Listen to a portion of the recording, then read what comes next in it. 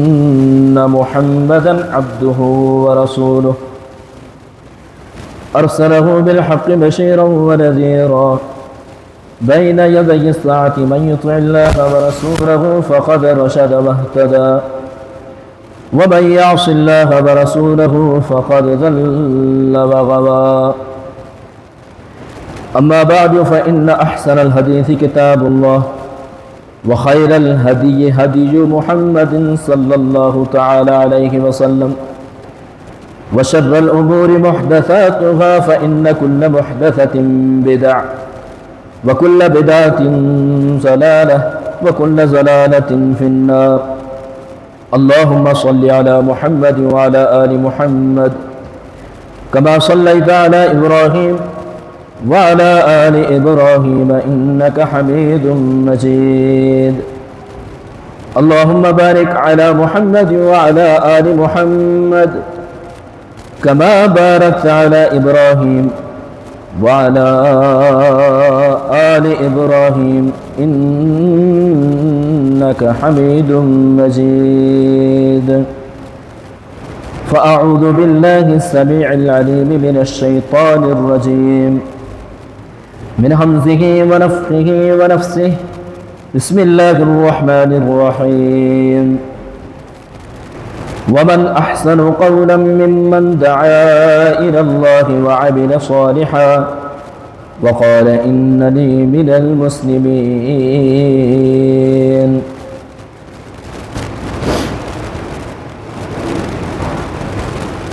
پچھلے خطبہ جمعہ میں حدیث ورقہ بن نوفل کے بارے میں کچھ باتیں آپ کے سامنے رکھی تھیں اور کچھ باتوں کا تذکرہ اور کچھ نکات آپ کے سامنے آج کے خطبے کے اندر بیان کروں گا۔ اللہ سے دعا کرتا ہوں اللہ مجھے حق اور سچ بیان کرنے کی توفیق عطا فرمائے۔ بات ہماری یہاں تک پہنچی تھی کہ فقال له ورقة يا ابن أخي ماذا ترى فأخبره رسول الله صلى الله عليه وسلم خبر ما رأى فقال له ورقة هذا ناموس الذي أنزل الله على موسى يا ليتني فيها جذعا ليتني أكون حيا إذ يخرجك قومك فقال رسول الله صلى الله عليه وسلم أو مخرجي هم کہ ورقہ بن نوفل نے پیغمبر صلی اللہ علیہ وسلم سے پوچھا اے بھتیجے بتاؤ آپ کیا دیکھتے ہیں؟ فأخبره رسول اللہ صلی اللہ علیہ وسلم خبر ما رأى، آپ نے غار حرا کے اندر اور جبریل امین کا آسمان و زمین کے درمیان میں کرسی لگا کر بیٹھنا ہے، یہ واقعہ جب ہرقل کے سامنے ورقہ بن نوفل کے سامنے ذکر کیا تو ورقہ نے کہا کہ ھذا ناموس الذی انزل اللہ علی موسیٰ، یہ وہ ناموس ہے یعنی فرشتہ ہے جبریل امین جس کو اللہ تعالیٰ نے موسیٰ علیہ السلام پر نازل کیا تھا۔ یا لیتنی فیہا جذعا لیتنی اکون حیا، کاش کہ اس وقت میں زندہ رہتا جس وقت اذ یخرجک قومک، آپ کی قوم آپ کو آپ کے وطن سے نکال دے گی۔ فقال رسول اللہ صلی اللہ علیہ وسلم او مخرجی ہم، آپ نے فرمایا کیا یہ میری قوم مجھے نکال دے گی؟ تو ورقہ بن نوفل نے کہا تھا نعم، جی ہاں آپ کو نکال دے گی۔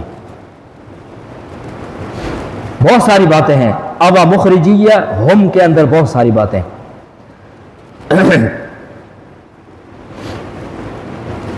قوم یہود کی اگر کسی قوم سے دشمنی ہوتی تھی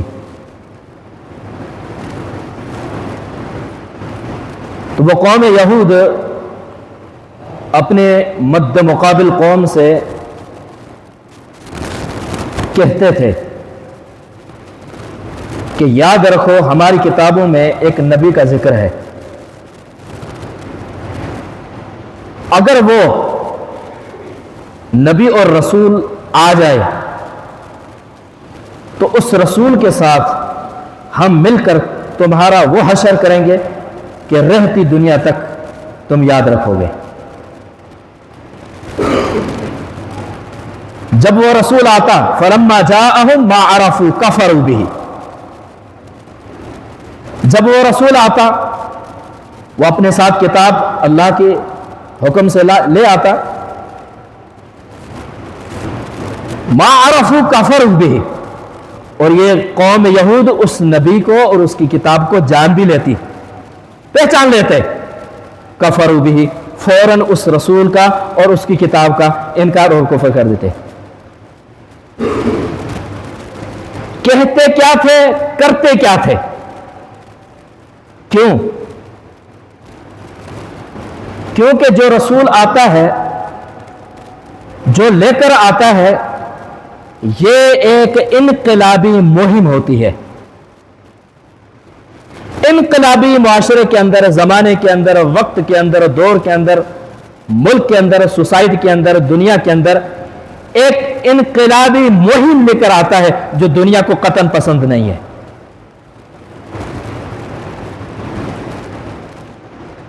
ایک بندے نے خواب دیکھا، صبح اٹھتے ہی فرعون کے پاس پہنچ گیا،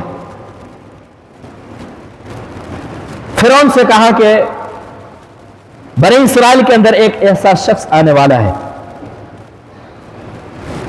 جو تیری بادشاہت کو، تیری سلطنت کو ڈھائے گا۔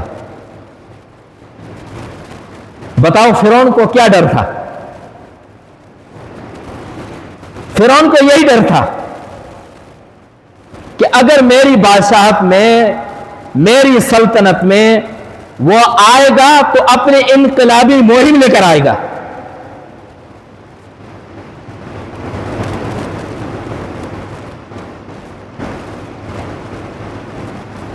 پھر فرعون نے کیا کہا؟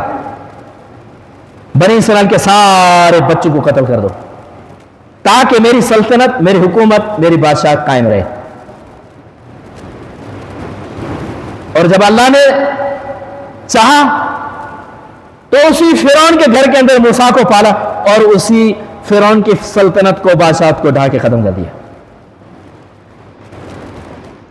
ایک ہے انسان کی چاہت، ایک ہے رب العالمین کی تدبیریں اور اس کی حکمتیں اور ان کی چاہت، اس رب کی چاہت۔ یہ اب مخرجیہ ہم کا مظہر ہے۔ اللہ کے نبی صلی اللہ علیہ وسلم نے معراج والی رات ایک محل دیکھا، محل جس سے خوشبو آ رہی تھی۔ آپ صلی اللہ علیہ وسلم نے وہ خوشبو سونگھی اور جبریل امین سے فرمایا کہ یہ معطر محل جس سے خوشبو آ رہی ہے، یہ محل کس کا ہے؟ تو جبریل امین نے فرمایا کہ یہ مشاطہ کا محل ہے، مشاطہ، کنگھی والی عورت کا یہ محل ہے۔ یہ کنگھی والی عورت کون تھی؟ یہ فرعون کے محل کے اندر ایک لونڈی تھی، نوکرانی تھی، جو فرعون کے محل میں رہ کر اور اس کی بچی کی نگاہ کرتی تھی، خبرگیری کرتی تھی۔ اس بچی کو کنگھی کرتے کرتے کرتے اس لونڈی کے ہاتھ سے وہ کنگھی گر گئی تو اس نے کہا کہ بسم اللہ۔ تو فرعون کی اس بچی نے کہا کہ بسم اللہ کا کیا مطلب ہے؟ اس نے کہا کہ بسم اللہ کا مطلب یہ ہے میرا رب، میرا جو رب ہے وہ اللہ ہے۔ تو اس بچی نے کہا کہ کیا میرے باپ کے علاوہ کوئی اور بھی رب ہے؟ اس نے کہا کہ ہاں ہے۔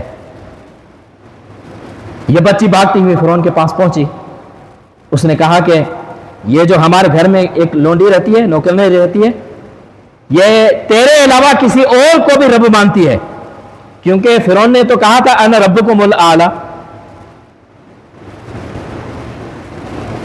فرعون نے اس کو بلایا اور پوچھا، امتحان لیا. وہ تو ڈٹ گئی، تو رب نہیں ہے، میرا رب وہی ہے جو ساتوں آسمانوں کے اوپر ہے. اب فرعون کا رد جو آیا، رد عمل آیا، سونے کی ایک گائے جس کا مجسمہ بنا ہوا تھا، اپنے وزیروں، مشیروں اور اپنے سیکورٹی کو حکم دیا کہ اس کو جلاؤ. جب جل کر یہ گائے کا یہ جو مجسمہ سونے کا ہے جب تپ جائے، گرم ہو جائے، اپنی شدت کو پہنچے تو مجھے بتلانا.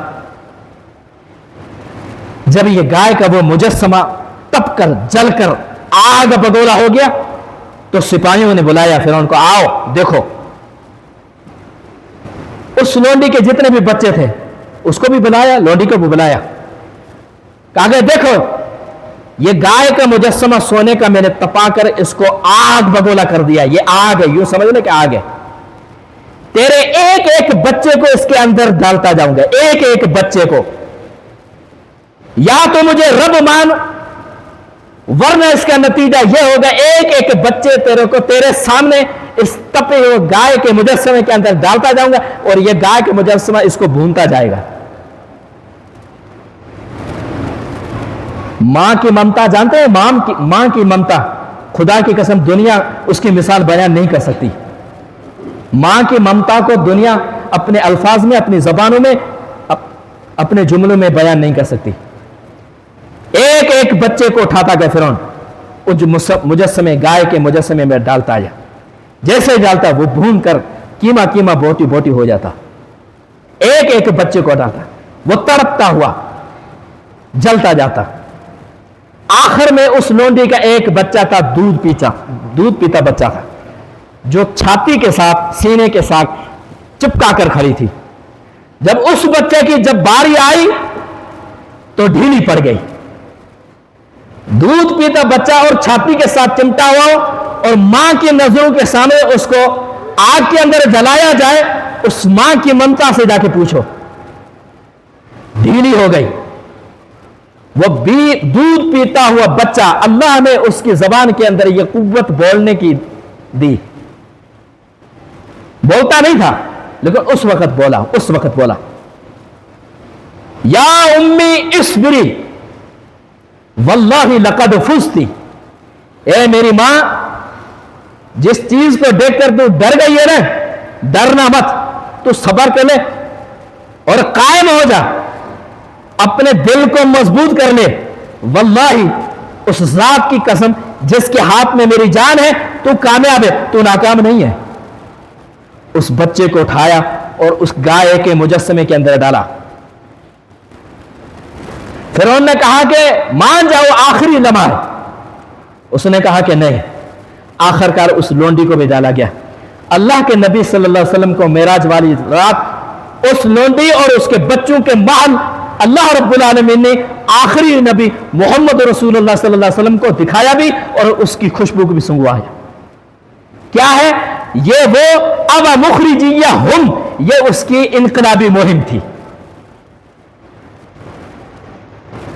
کہ جو اس توحید کے علم کو اپنے سینے کے اندر جا گزین کر لیتا ہے، وہ اپنی دنیا کے اندر جان کو پیش کرتا ہے، لیکن اس انقلابی مہم کے اندر ذرے برابر بھی لچک محسوس نہیں کر سکتا. اللہ کے نبی صلی اللہ علیہ وسلم کے پاس یہودی آئے، سوال کیا کہ آپ کے پاس وہی کون سا فرشتہ لے کر آتا ہے؟ آپ صلی اللہ علیہ وسلم نے فرمایا کہ میرے پاس جبریل امین وہی لے کر آتے ہیں. یہودیوں نے کہا کہ وہ تو ہمارا دشمن ہے، پھر تو ہم آپ کو نبی نہیں مانیں گے، پھر آپ کے کلام کو نہیں مانیں گے، آپ کے قرآن کو نہیں مانیں گے، آپ کی کتاب کو نہیں مانیں گے، آپ کو نہیں مانیں گے، وہ تو ہمارا دشمن ہے. کیوں؟ کیونکہ جس نبی کے پاس جو فرشتہ آیا وہ جبریل امین آیا، اور جبریل امین کے آنے کے بعد جس قوم نے اس نبی کی مخالفت کی، نہیں مانی، تو پھر اسی جبریل امین اللہ کا عذاب لے کر آئے. طائف میں اللہ کے نبی صلی اللہ علیہ وسلم کو پتھر مارے گئے، وہاں آپ لہو لوہان ہو کر ایک انگور کے باغ کے اندر آپ پہنچے، فوراً جبریل امین آیا اور فرمایا کہ میں اللہ کے حکم سے آیا ہوں، اگر آپ حکم دیں ان دو پہاڑوں کے بیچ میں یہ قوم طائف والی رہتی ہے، اس کو پیس کے رکھ دوں۔ تو یہودیوں نے بھی یہی اعتراض کیا تھا، جبریل تو عذاب لے کر آتے۔ اللہ نے قرآن مجید کے اندر فرمایا قل من کان عدوا لجبریل فإنه نزله على قلبك بإذن الله مصدقا لما معه۔ جبریل کا جو دشمن ہے اللہ فرماتا ہے وہ میرا دشمن ہے۔ کیوں؟ جبریل میرے حکم سے نبیوں کے پاس آتا ہے، اور جو قوم نبیوں کی کہا نہیں مانتی پھر یہی جبریل امین ان قوموں کے سرکوبی کے لیے پہنچ جاتا ہے۔ وجہ یہی تھی کہ جبریل امین ایک انقلابی وحی، انقلابی مہم نبیوں کے پاس لے کر آتا ہے، وہ نبی اس وحی کو لے کر معاشرے کے اندر، قوم کے اندر آتے ہیں، اور پھر اس معاشرے کے اندر وہ نبی انقلابی مہم چلاتا ہے جو دنیا کو قطعاً برداشت نہیں ہے۔ وہ انقلابی مہم کیا ہے؟ اللہ کی توحید، اللہ کی وحدانیت، بندوں کو بندوں کی عبادت سے نکال کر رب العالمین کی عبادت کے سامنے جھونکنا، یہ انقلابی مہم انبیاء کا اصل مظہر ہے۔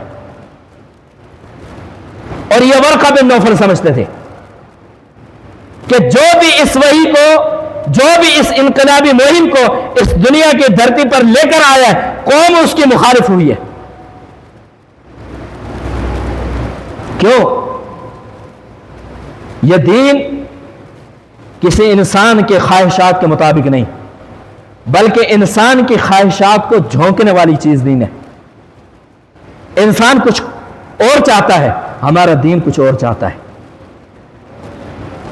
انسان کی خواہش گناہوں کی طرف لپکتی ہے اور ہمارا دین گناہوں سے بچاتا ہے، اور یہ دنیا کو قطعاً چیز برداشت نہیں ہے۔ اوا مخرجیہ ہم، یہ مہم اللہ کے نبی صلی اللہ علیہ وسلم لے کر آنے والے تھے، اور ورقہ بن نوفل جو تورات انجیل میں یہ چیز دیکھ چکے تھے، لکھتے تھے، جانتے تھے اب یہ نبی آخری زمان ہے۔ اب مکے کی واحد، مکے کی ایک ایک گلی کے اندر جو شرک کے بت بنے ہوئے ہیں، جگہ جگہ پر آستانے ہیں، جگہ جگہ پر غیر اللہ کے سامنے ماتھا ٹیکا جاتا ہے، یہ محمد رسول اللہ صلی اللہ علیہ وسلم آئے ہیں انقلابی مہم لے کر، اور یہ مکے کی وادی اس کو برداشت نہیں کر سکتی۔ اور اللہ کے نبی صلی اللہ علیہ وسلم اس مہم کو لے کر چلے، مخالفتیں شروع ہو گئیں۔ عقال و مجنہ کی دو بازاریں لگتی تھی موسم حج کے اندر، دنیا کے کونوں کونوں سے لوگ آتے تھے حج کے موسم کے اندر، عوام کا جمگھٹا ہوتا تھا۔ اللہ کے نبی صلی اللہ علیہ وسلم اپنی دعوت کو لے کر پہنچ جاتے، اللہ کے رسول صلی اللہ علیہ وسلم لوگوں کو دعوت توحید دیتے جاتے، اور ابو جہل پیچھے سے پتھر لے کر اللہ کے نبی صلی اللہ علیہ وسلم کی پیٹھ کے پیچھے، آپ کے جسم مبارک کے پیچھے وار کرتا، پتھر مارتا، اور لوگوں سے کہتا لوگوں اس کی باتیں مت سنا، یہ کاہن ہے، مجنون ہے، پاگل ہے اور دیوانہ ہے۔ اور یہ ورقہ بن نوفل جانتے تھے۔ ابا مخرجیہ ہم،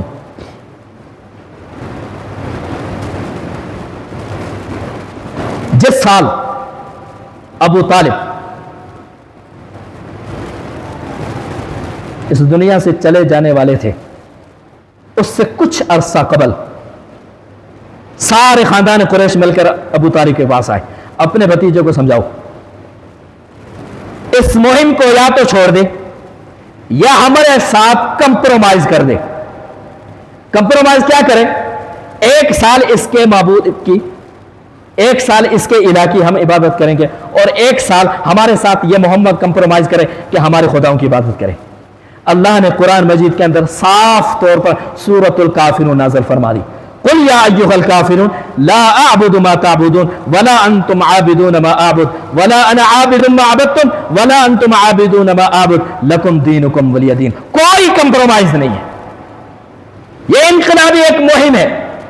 پھر ابو طالب کے ساتھ کے پاس اللہ کے نبی صلی اللہ علیہ وسلم گئے، فرمایا چچا جان ایک بات سن لے، آج تک اگر میرا تو دفاع کرنے پہ آیا تھا، آج تک تو نے میرا دفاع کیا ہے، تو آج کے بعد سن لے، اگر قوم کی وجہ سے اگر مجبور ہو گیا ہے تو ایک بات سن لے، یہ خاندان قریش سارے مل کر ایک ہاتھ میں محمد کے ہاتھ میں سورج رکھ دیں، ایک ہاتھ میں چاند رکھ دیں، محمد دو باتوں سے باز نہیں آئے گا، یا تو اپنے اس مشن کو غالب کر کے دکھاؤں گا یا اسی راہ کے اندر قتل ہو جاؤں گا، مجھے اس چیز کی کوئی پرواہ نہیں ہے۔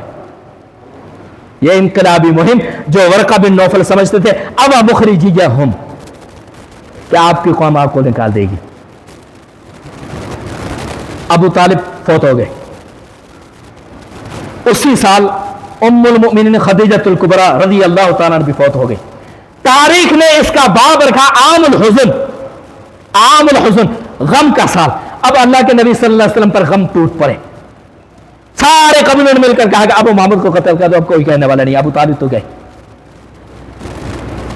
لیکن ایک بات سمجھنے والی ہے، یہ مشرکین مکہ کتنے بھی اخلاقی اور کردار کے حوالے سے غلط لوگ تھے، لیکن ان کے اندر ایک چیز تھی۔ دار الندوہ پارلیمنٹ کے اندر ایک اجلاس منعقد ہوا، ابو طالب چلے گئے، جس کی وجہ سے ہم نے یہ برداشت کیا ان کو۔ اب یہ ہے کہ محمد کو قتل کر دو بس، اگر اس کو قتل نہیں کیا تو دن بدن اس کی مہم بڑھتی جائے گی، اور ہمارے سارے بت اور ہمارے سارے یہ آستانے اور ہمارے سارے لات منات عزا، ان کی جو عبادت لوگ کرتے ہیں، ایک بھی اس کے اوپر نہیں آئے گا، سارے محمد کے دین کے اندر داخل ہو جائیں گے۔ اب حل یہ ہے کہ اس کو قتل کر دو، لیکن اس کام کے لیے کون اٹھے، کون سا قبیلہ اٹھے؟ جس قبیلے کو جو بھی بندہ کہے کہ ہم تو نہیں کر سکتے۔ کیوں؟ تھے بھی مخالف، تھے بھی دشمن، لیکن آمادہ کیوں نہیں ہو رہے؟ آمادہ اس وجہ سے نہیں ہو رہے، انہوں نے کہا کہ اگر ہم نے کیا تو رہتی دنیا تک ہمارے اوپر ایک لان تان بن جائے گا۔ لان تان کیا ہوگا؟ کہ اپنوں نے اپنوں کو مارا۔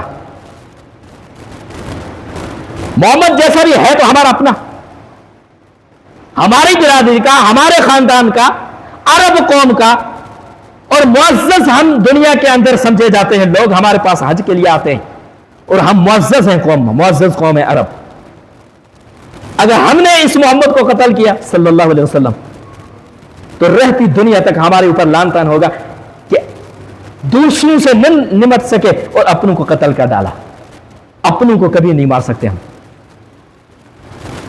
آخرکار یہ مسئلہ طے ہوا کہ اگر کوئی قبیلہ، ایک قبیلہ محمد کے پیچھے جا کر اس کو قتل کر دے گا صلی اللہ علیہ وسلم، تو اس پر آر ہوگی، لان تان ہوگا اور ہماری بدنامی ہوگی۔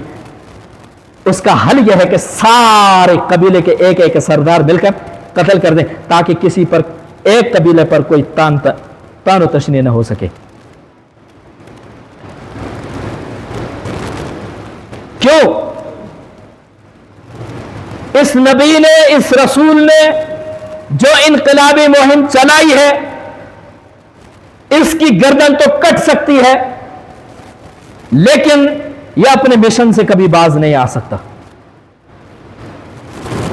اللہ کے نبی صلی اللہ علیہ وسلم مکہ المکرمہ سے ہجرت کر کے مدینے چلے گئے۔ اب وہاں انقلابی مہم کا دیکھیں، مدینہ منورہ کے اندر اور آس پاس میں، قرب جوار میں قوم یہود رہا کرتی تھی۔ اب قوم یہود کو بھی یہی ڈر ہوا کہ جس رسول کی بشارتیں ہماری کتابوں کے اندر موجود ہیں، وہ رسول تو آ چکا۔ یعرفونہ کما یعرفون ابناءہم، یہ نہیں ہے کہ یہودی جانتے نہیں تھے اللہ کے نبی کو، جانتے تھے۔ اللہ نے فرمایا وہ اس طرح جانتے تھے جس طرح بندہ اپنے بیٹے کو جانتا ہے۔ ڈر کس چیز کا تھا؟ ڈر یہی تھا اب انقلابی مہم مدینے کے اندر شروع ہو گئی، ہماری ریاستوں کا، ہماری حکومتوں کا اور ہماری بادشاہت کا اب خاتمہ شروع۔ عبداللہ بن ابی رئیس المنافقین، اللہ کے نبی صلی اللہ علیہ وسلم کے جانے سے قبل اب اس کو سردار بنانے والے تھے۔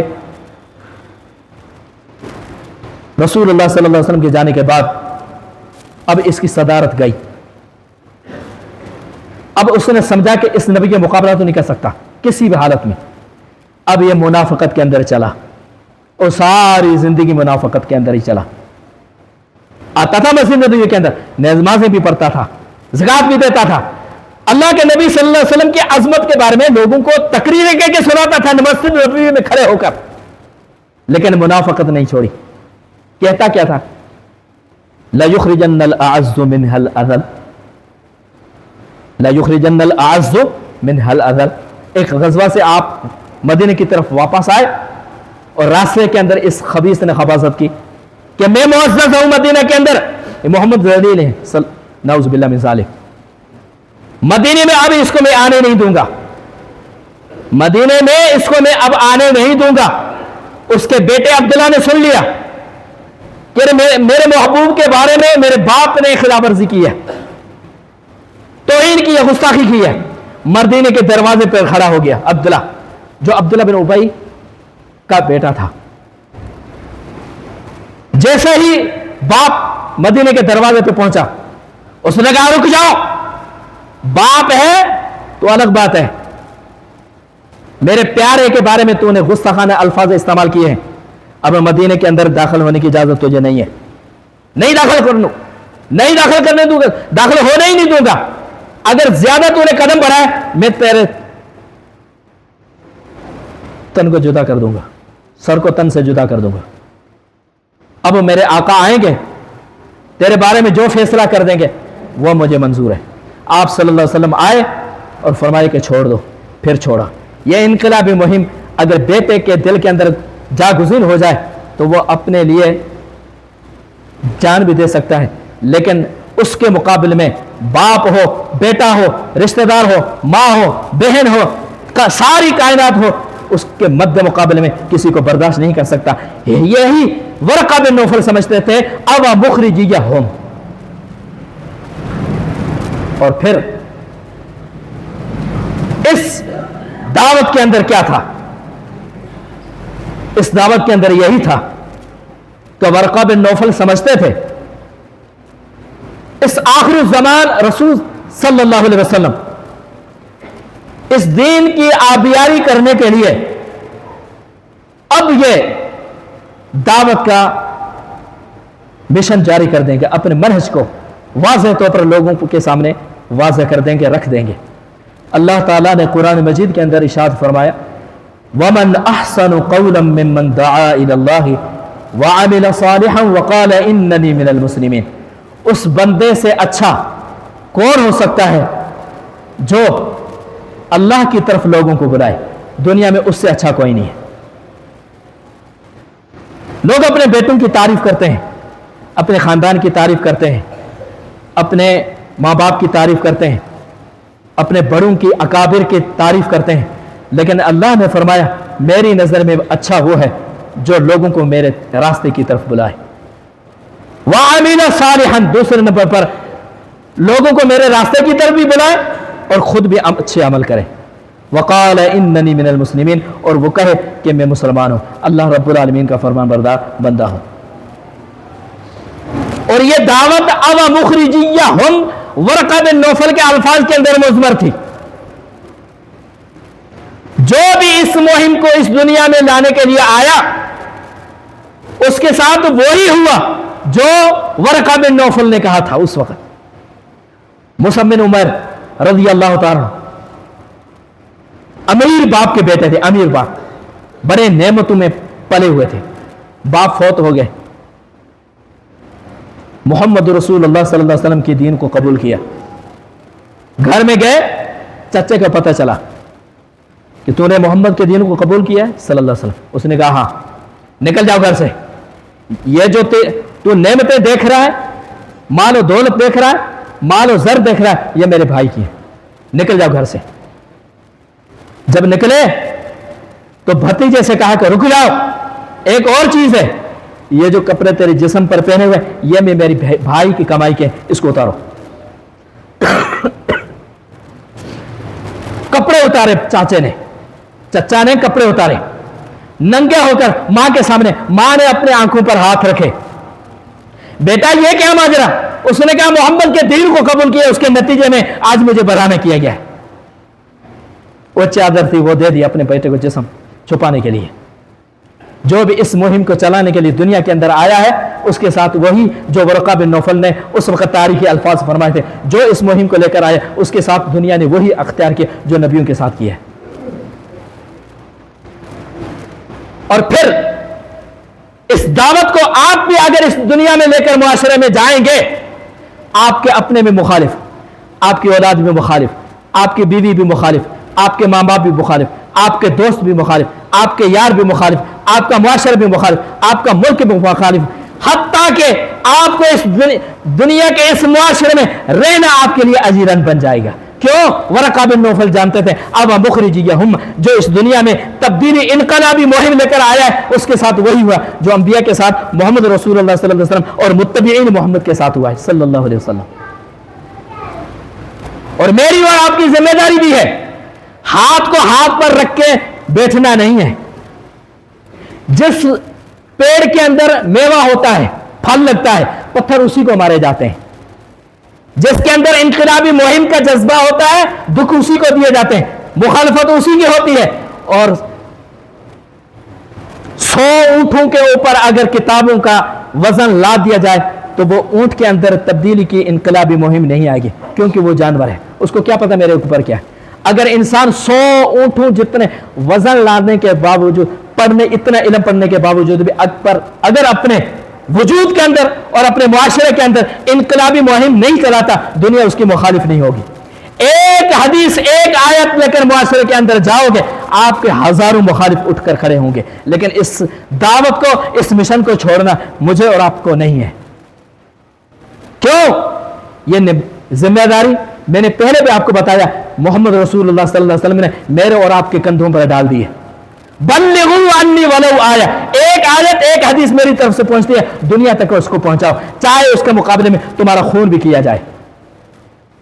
اور صحابہ نے گواہی دی، صحابہ نے گواہی دی، اللہ کے نبی قد بلغت الرسالۃ وادیت الامانۃ ونصحت الامۃ وکشفت الغمۃ، اے نبی آپ نے اپنی رسالت کا حق ادا کر دیا۔ اس 23 سال زندگی کے اندر ورقہ بن نوفل کا وہ جملہ آپ کے ذہن کے اندر ہوگا، وہ تاریخ کی طرح نقش کیا ہوگا آپ کی پیشانی پر، لیکن آپ اپنے ہاتھ کو ہاتھ پر لے کر بیٹھے نہیں۔ ساری زندگی، 23 سال زندگی آپ نے اس دعوت کے مشن کے اندر، دعوت کے منہج کے اندر اپنے آپ کو پیچھے نہیں کیا۔ وَأَدَّيْتَ الْأَمَانَةَ، اللہ نے جو آپ کے کندھوں پر امانت جو سونپی تھی وہ آپ نے ادا کر دی۔ وَنَصَحْتَ الْأُمَّةَ، امت کی ساری خیر خواہی کی جو باتیں تھیں آپ نے اپنی امت تک پہنچا دی۔ وَكَشَفْتَ الْغُمَّةَ، امت کے ساری گمراہی کے جتنے بھی دروازے تھے آپ نے چاک کر دیے۔ اس امت کے اندر کسی قسم کی کوئی گمراہی والی بات آپ نے چھوڑی نہیں ہے، اس دین کو لیل و نہار آپ نے بنا دیا ہے، اور یہ ذمہ داری میری اور آپ کی بھی ہے۔ اللہ تعالی ہم سب کو توفیق عطا فرما دے۔ وآخر دعوانا الحمدللہ رب العالمین۔